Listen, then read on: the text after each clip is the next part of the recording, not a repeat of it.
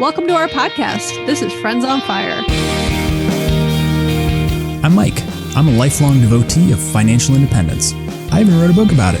And I'm Maggie, a newer convert, but just as passionate, especially on the intersection of minimalism and financial independence. We're one and the same. We are two like-minded friends who believe that talking about money with your friends and family opens the door to financial well-being. The Friends on Fire podcast is about dispelling myths, building financial acumen, and sharing your financial independence journey with the people you care about. This is Friends on Fire. Hi, Maggie. Hey, Mike. How's it going? It's going good. I was chuckling because when we start recording an episode, we both kind of look at each other like it's like a eye standoff of like who's going to say hi first, who's going to start it. Yeah, I wonder what people would think if they were like a fly on a wall for these sessions. If they'd be impressed or horrified by our approach. Hey, speaking of horrified, we're recording this in the morning. I just spent the last 15 minutes on Google going down a black hole of Googling what a symptom might be coming from.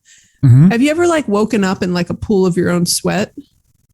I mean, only when I'm breaking a fever. Yeah, no, I've been doing it like every morning lately. Every morning, Maggie? Well, I mean, for like the past week. Yeah. And I like Greg at one point was like, why don't you take the weighted blanket off on top of the comforter that you sleep under? It's getting pretty warm. And I was like, well, that's a good strategy, Greg. But I really like my weighted blanket. It's kind of like if you ever sleep with one, it's just, have you ever slept with one? No.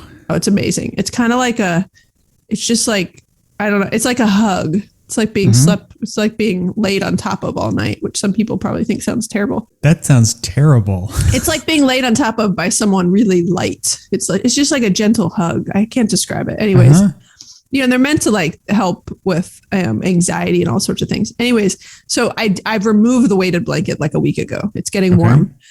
And I still have woken up like the last few mornings very, very, I don't want to say very, just wetter than I should. Like my shirt is a little bit drenched. Drenched is a strong. Anyways, it doesn't matter. So I Google like night sweats. I'm like, what would be causing this? I mean, I am a little stressed right now, but whatever.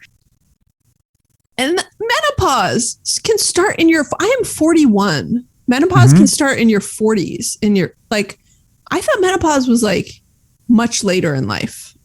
I was shocked. I know you don't spend a lot of time thinking about menopause, Mike. I have no idea how to respond to this, Maggie. I know. I'm still processing it myself. So I just felt like perhaps the universe is aware of my retirement plans and that I'm retiring. And they thought, well, since you're retiring, you should be going through menopause. It just doesn't matter how old you are. I have an alternate theory. Yes. So we did an episode about your fear about retirement. I think this is psychosomatic and you are just under much more pressure than you think you are. Honestly, that's a legit theory. I think it could be kind of stress induced. I've been having / menopause. It's one of the two. One of the two. We'll find out soon. So, okay. I don't know how I'm going to segue from my night sweats into our summer travel. Perhaps I won't have night sweats while we're enjoying some fun summer travel because I'll be having such a great time, or I'll just be having those night sweats in somebody else's bed. Yes. That's the only way I could think to segue this one. So let's get into our topic today. So we did an episode number, tell me, Maggie. Hold on. Episode number 134, travel hacking our way to 1 million points in 2022. So we set a very reasonable goal, 500,000 points each household, which may or may not seem like a lot to people, but it is very doable. And we are actually almost there. And it's, we're recording this in April. Yeah. To be clear, it's very doable with two adults that can both apply for things. Yeah. And if you're spending money on your credit card like Maggie is this first quarter of the year, it's really doable. I knocked mine out in like 2 months. And then I was like, what do I do now? Now, every time I put something on a credit card, I'm like, I'm not even earning a bonus. What am I even doing this for? Throwing money away. I know. Let's give an update about where we are with our points balance. I will go first. I am almost 400,000 and I've done 3 cards this year. We got the American Airlines Platinum card.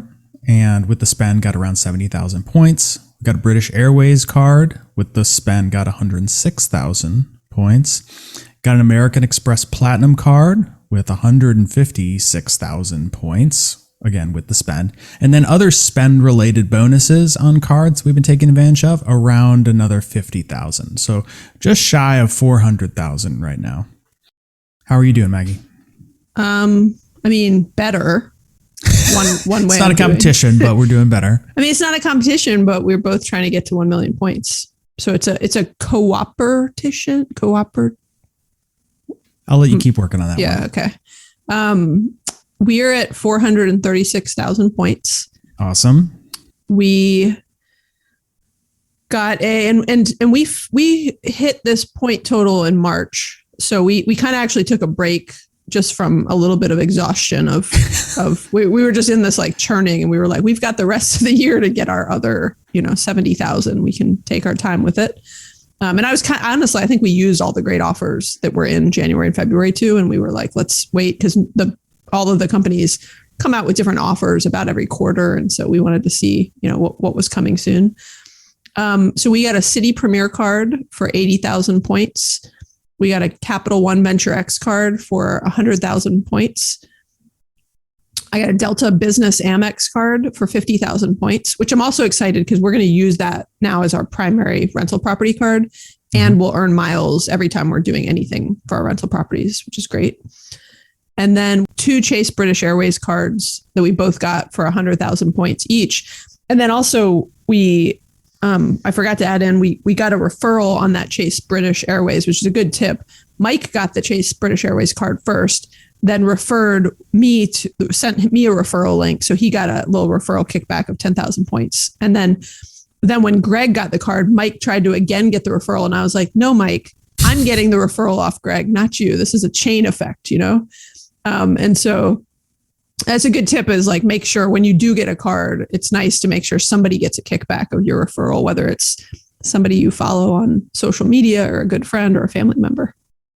So we're at over 430,000 points. And I didn't even include the points we've earned from spend. Those are just the sign up bonus points we earned from hitting our initial spend limits. And on all of that, I should note, because we talk about this in the initial episode, we are not buying anything we didn't already plan on buying. So it's not like we went above and beyond. Those were things we already planned on doing. And I was making a joke about your spending so far this year. You have had a few very large expenses, yes, which have helped you with this.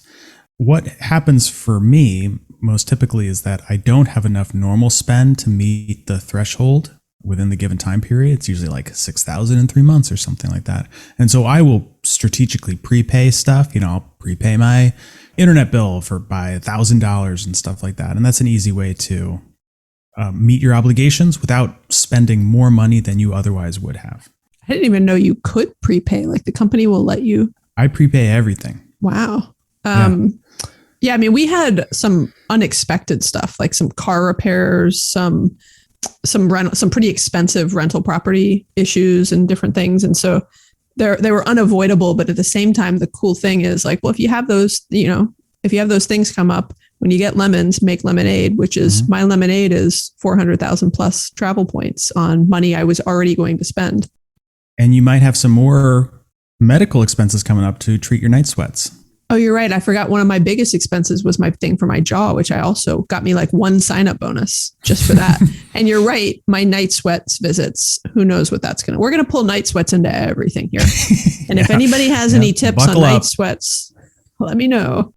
All right. So we have also planned some pretty cool travel this summer. But before we get into that, let's just give a quick recap about how credit card hacking / travel hacking / credit card churning works. The value comes from the bonuses, not the normal spend. So if you want the sign up bonuses, to be clear. That's right. The sign up bonuses. So spend $3,000 in 3 months, you get 100,000 points. That's the bonus. The normal spend is like a point per dollar. That is not how you earn any material amount of points. So if you want to play the game, you got to churn through credit cards. Like, I will say, the normal spend, it gets you something. It adds up over time, but it's small and incremental. It's not it's not these big bonuses where you get large amounts of, free travel and can fund entire trips and stuff like that. Well, you're right. It's all relative though. So if you start travel hacking and you build up a balance of a few million points and you're working your way through them, earning 30,000 points a year on your normal credit card spend or whatever it is just immaterial and not like. Yeah. The only reason I will say it's not totally immaterial is just, I'll give you my example is it's not as exciting and it's not the same volume, but like we for years didn't do this because we weren't familiar with this. And so, but we did put all of our stuff, all of our expenses on our Delta Amex cards, and we earned, 70, 80, 90,000 points a year from putting all of our spend on there. And that did earn us a couple free tickets every year. And so it was something, we didn't get 400,000 points in 2 months. Mm-hmm. Right. So I don't want to dissuade people from, there's still something there. It's just the real value, like you said, comes from the bonuses. Yes. So as we discussed about the meeting the minimum spend and prepaying stuff, like this is how you get the bonus. You apply for a card. There is a very clearly displayed minimum spend and a time period. We'll call it $3,000 in your first 3 months. This varies by card. Once you meet that, the points are deposited into your account. They all work exactly the same. The details are slightly different. And in episode 134, if you go back and listen to it, we give you lots of tips and ideas for how you quickly plan ahead and meet that minimum spend. Mm-hmm. The way you use points and miles effectively comes down to the math behind them. And I'm going to be overly generalizing here because every loyalty program has a slightly different value for their points. And depending on what you are using them for at what time, they could be worth plus or minus some percentage. And I'll explain that a bit. Hotel points generally worth 0.5 cent per point. Airline miles generally worth about 2 cents a mile. So if you are just getting 1 point per dollar, that would mean that a hotel point is 0.5% back in value. And an airline mile is worth 2% back. Now, as everybody knows, like you might get 3 points per dollar or 5 points per dollar or whatever it is. And so the math sometimes can be confusing, but once you have them, that's how airline miles and hotel points are generally valued. So when you are looking for an opportunity to use these, you always have to do the math. So if a hotel room costs $50 or you can use 50,000 points, you should pay the cash. Because 50,000 points, if you use the 0.5 cent per point, is worth $250. And so that is not a good opportunity. But if that 50,000 point hotel room actually costs you $1,000 for the night in cash, that's a great deal. Like you are getting much more than 0.5 cent a point. So you take the points, you divide by the equivalent cost it would take to book that room or that airfare, and that's how you get the value. Yeah, so really, you should think about your miles and points as cash and do your due diligence. And I will admit, I don't always do mine. I'm sometimes just kind of in a hurry, and this is one of my many goals in retirement is to get much more strategic about how I'm earning and burning these points, because there's a lot of value to be gained from them if you just take a little bit of extra time. And there's a lot of really helpful apps. We talked about some of them in episode 134, and I'll put some links in the show notes as reminders. We're not going to go into them in detail today, but there are tools out there that have been designed just to help you with tracking your points and how and when to redeem them. Mike, you're like a manual guy. You have like your own spreadsheets, and you can do the math in your head. That gives me the night sweats. I get like 10 points every time I can pull night sweats into the discussion. Okay. All right.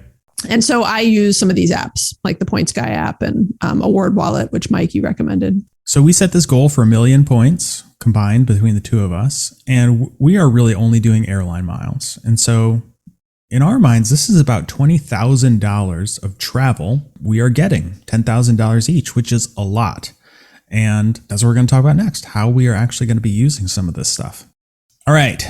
So Maggie, one of the things that I'm really impressed with you about is that, you just started smiling. You can't see her, but like anytime I give Maggie a compliment, she starts to glow. I'm like, what? What are you impressed with me? What have I done? Because you weren't impressed with my night sweat story.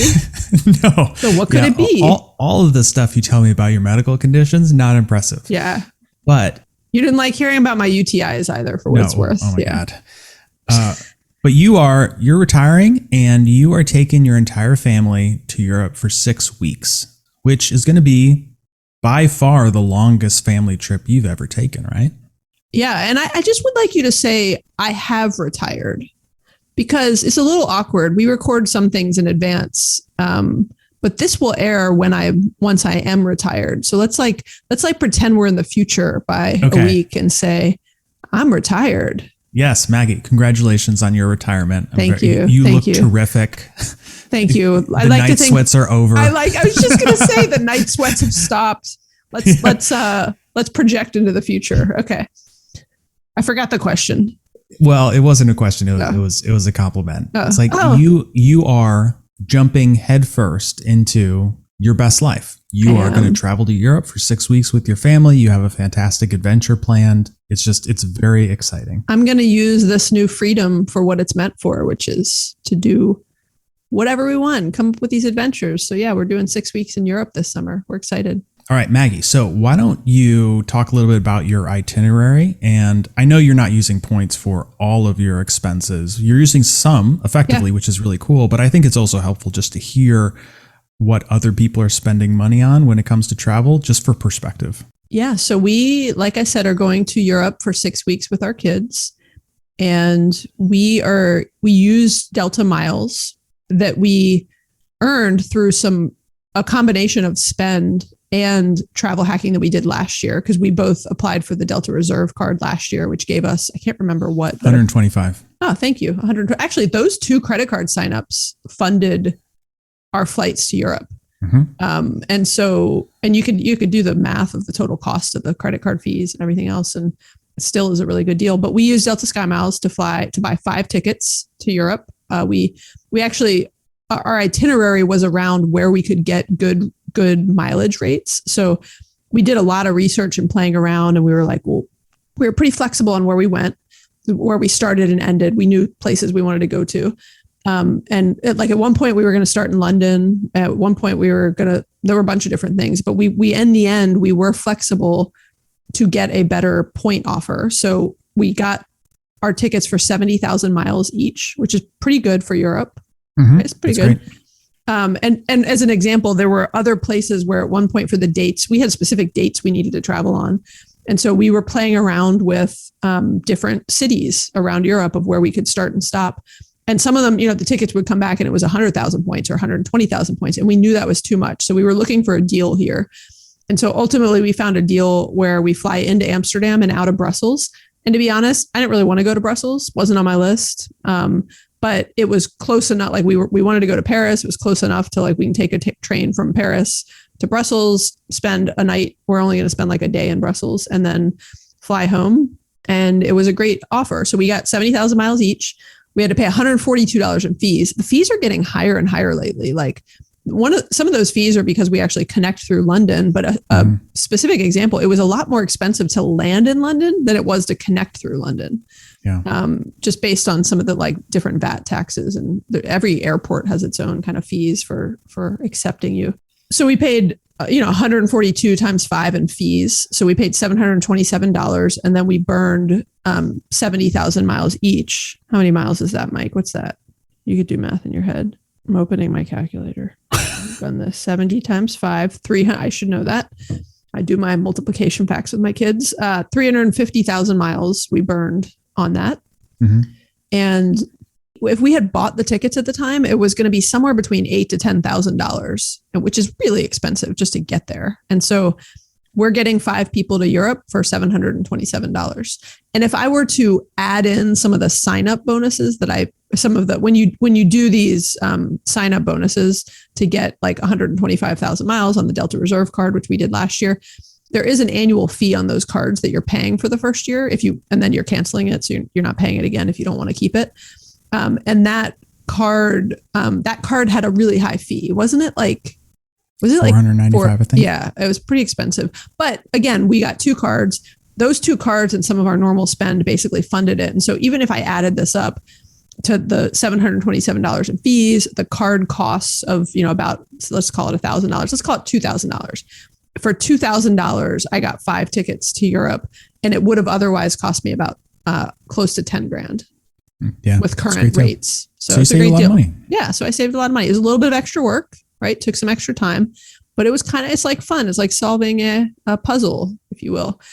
And then there's also some other things that we are using on our trip that are benefits from some of the cards we've signed up for this year.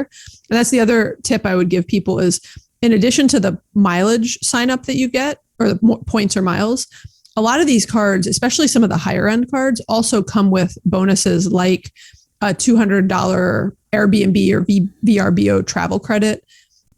There's like a $300, some of the Chase cards have like a $300 credit if you book any travel through the Chase portal. So I'm like, well, I'm going to book a hotel for 2 nights or 1 night through the Chase portal just to get my free $300 credit. And so I try to get all those credits. Those credits usually total more than the cost of any fee on the card. And so it's part of the value. A lot of them all come with, they just come with a bunch of other kind of ancillary credits and opportunities that add up. And so we used our $200 Airbnb credit on one of the, and you got to make sure you book with like the right credit card. And so you got to keep track of all this stuff, which is a little bit of the, extra work involved. The other thing we're going to get that's related to all these cards we've signed up for is some really sweet lounge access, right? So we have discovered from one trip last year that our kids absolutely love going to airport lounges. They just love like an unlimited buffet where you tell them like, go eat whatever you want. I love it. They love it. And there's some really good lounge access through a couple of different cards that we have that we'll get when we're in Europe. So when we fly from Amsterdam to Munich, like that day that's one of the things that my kids are going to love about that day is that we're going to go into 1 or 2 different airport lounges and I'm going to be like, do whatever you want, like go for it, go crazy. Maggie, this was like the most technical answer I've ever heard you give. What I was hoping you were going to write in here was like where you are going. Oh, right. I want to hear. I want to hear about your trip. No, I'm just like I feel like this is total role reversal because I'm going to go into like all the places I'm going to. I can quickly tell you where we're going to. So we are going. I think people would like to hear it. Live vicariously through your adventures. We're flying into Amsterdam and we're leaving out of Brussels and we're doing. If you could picture Europe, we're doing like a U shape, kind of to get. We're working our way down from Amsterdam and then coming back up to Brussels because Amsterdam and Brussels are very close to each other. So we're going from Amsterdam into Germany. And we're going to visit some places in southern Germany. Even 6 weeks flies by the way. And I'm not like a 1 or 2 night in a place. That's exhausting with 3 kids to be like moving that often. So we're spending like 3 or 4 nights in every place we go, most places. And so we can only hit so many places, but we're going, we're spending some time in southern Germany.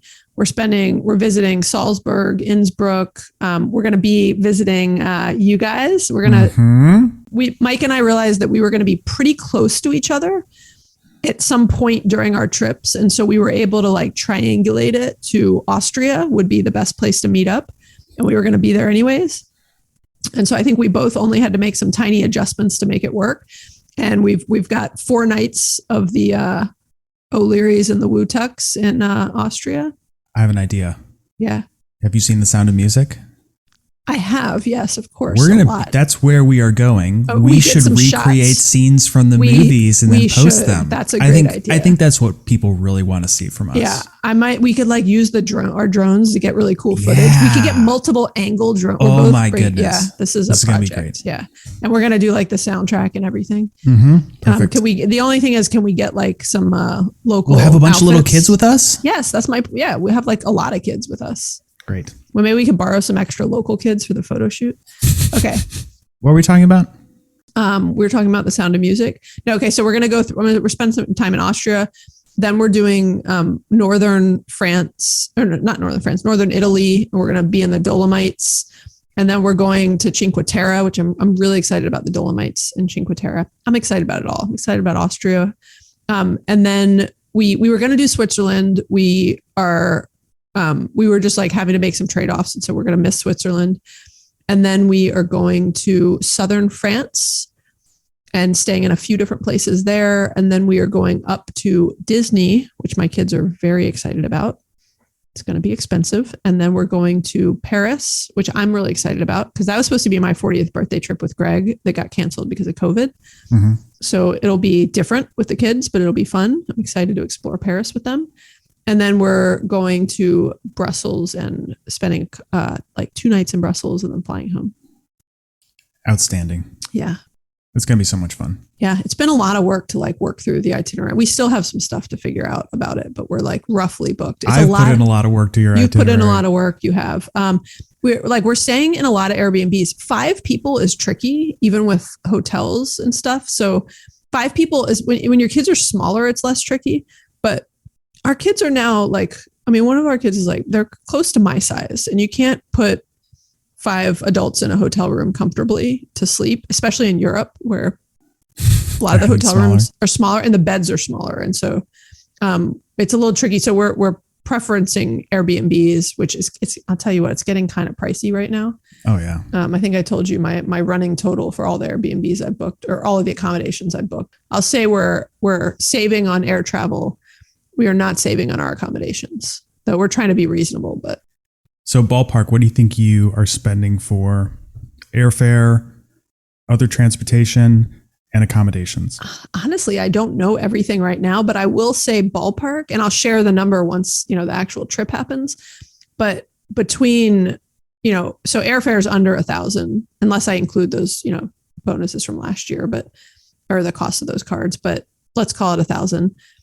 Accommodations is coming in close to like $4,000 to $5,000.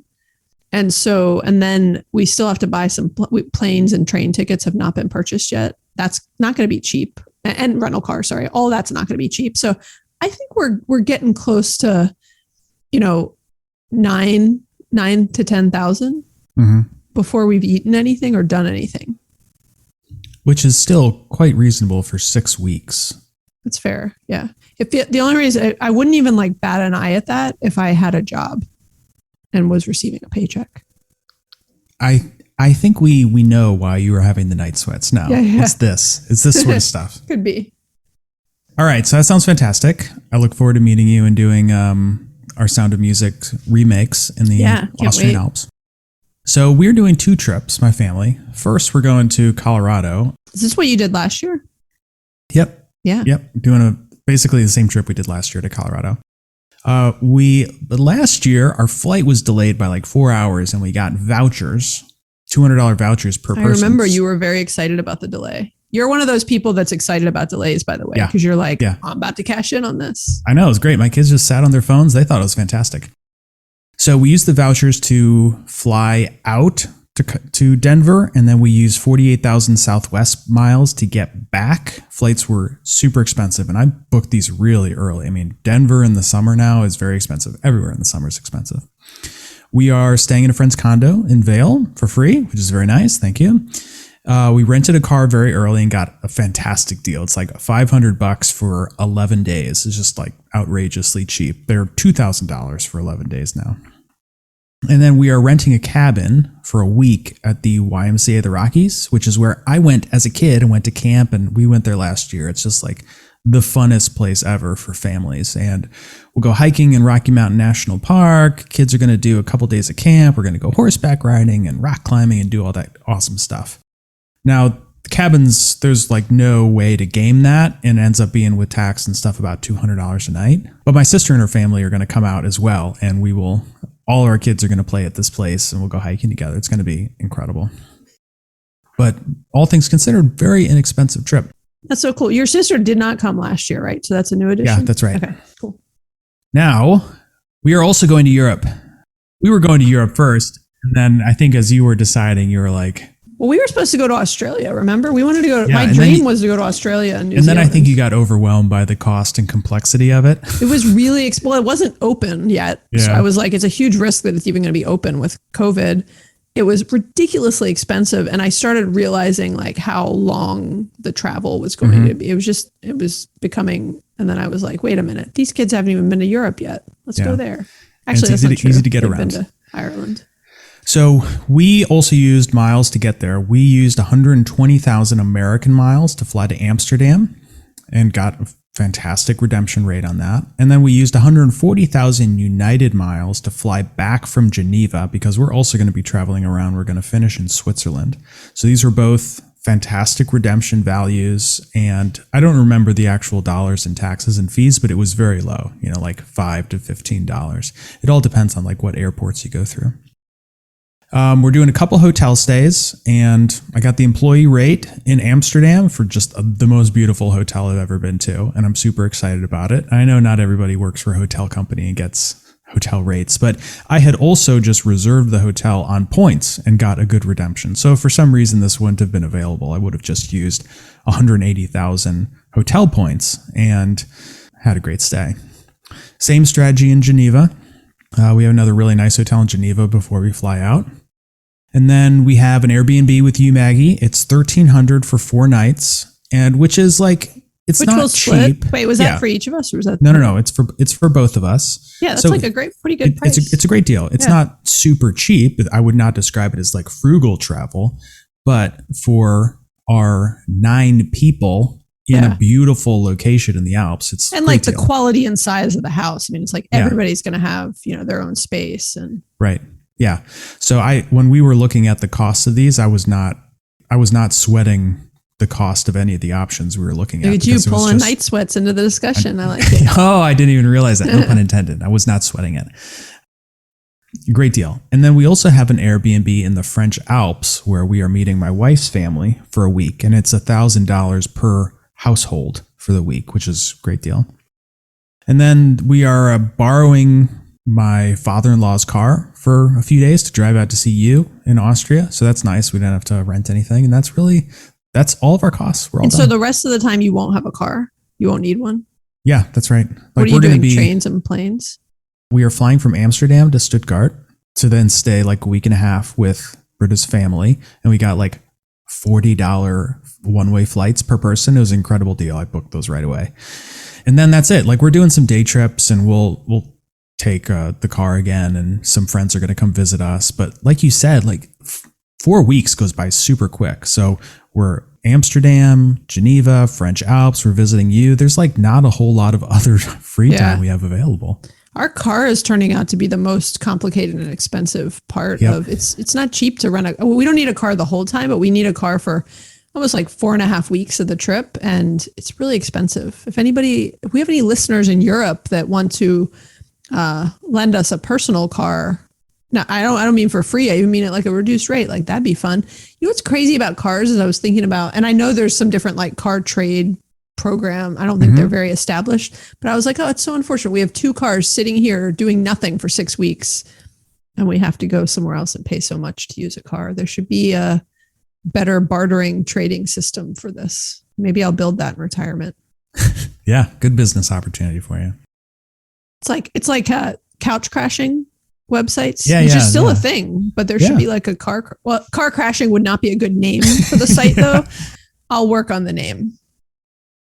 So all of these plans they've taken a lot of work. And, one of the things that my dad always said about the way that we traveled, my family growing up, is that when you have time and flexibility, you can find all kinds of amazing deals. Like when you don't need to arrive or depart on specific days, when you don't care about the airports, Maggie, like you can figure it out. That's when you find deals. But if you were saying, I have 6 days to go to Europe, I need to fly in and out of Paris, and I can only do these times, like you're going to pay what you're going to pay, and that's going to be expensive. That's what we did when we went to Ireland a couple of years ago. We had specific dates. That was the only time we could go. And we wanted to go to Ireland, and we paid a lot to go to Ireland. Yeah. I mean, we paid as much we paid close to what our entire 6 weeks in Europe might cost just for airfare. Yeah. Yeah. It's crazy. Yeah. So hopefully this was an informative breakdown about our travel plans and how we're using miles. This is for anybody considering this, like once you get started, you will realize how easy it is to both get miles and then redeem them for travel. Like, yes, it takes a little bit of work. Nobody's going to do it for you, But we're not talking about saving $50 here. We're talking about saving tens of thousands of dollars on your travel. It is a good use of your time. Yeah. Speaking of that, this was more of a discussion, so we weren't going to do top 3 takeaways on this show, but I think we're going to anyway. That's just a one takeaway, right? The big takeaway is there's value in leveraging these credit card bonuses for travel, and I hope that some of our specific examples help bring to life, because we talked in episode 134 on how to do this. And so this episode is more some real life examples of how we're leveraging the benefits for real travel for our plans this summer. And if there are any listeners who are going to be in Europe in July and would like to meet up with us, perhaps join our Sound of Music photo shoot. Yeah, particularly Austria, where we're both going to be together. How fun would that be? We could do a Friends on Fire Austrian meetup for real. Ooh. I mean, we're not joking. So if you're in Austria, hit us a note. To be clear, if you're in like Western Austria, not Eastern Austria. Well, my brother-in-law is a listener of the show, and he's in Munich. So maybe you'll be able to meet up with him. Yeah, I like it. Would love to. Can I then take his car for 4.5 weeks and leave it in France? Maybe. He's a super nice guy. I can guarantee he's not going to let you sleep at his place, though, because of your night sweats. So anybody listening does not. I could fix the night sweats between now and then to Mike's brother-in-law. I would be such a nice house guest. Yeah, you'll clean up, cook dinner. Yeah, sweat in your bed, everything. Okay. Man. We should wrap this one up. Yeah. Thanks, everybody, for listening. If you've been challenged or inspired by what you've heard, please rate and review the show. You can also subscribe to make sure you never miss an episode. If you have any thoughts or questions, we would love to hear from you, especially on night sweats. And you can leave us a voicemail or text us at 404-981-3370, or you can hit us up on Instagram. All right. Thanks, Maggie. Thanks, Mike. Bye. Bye.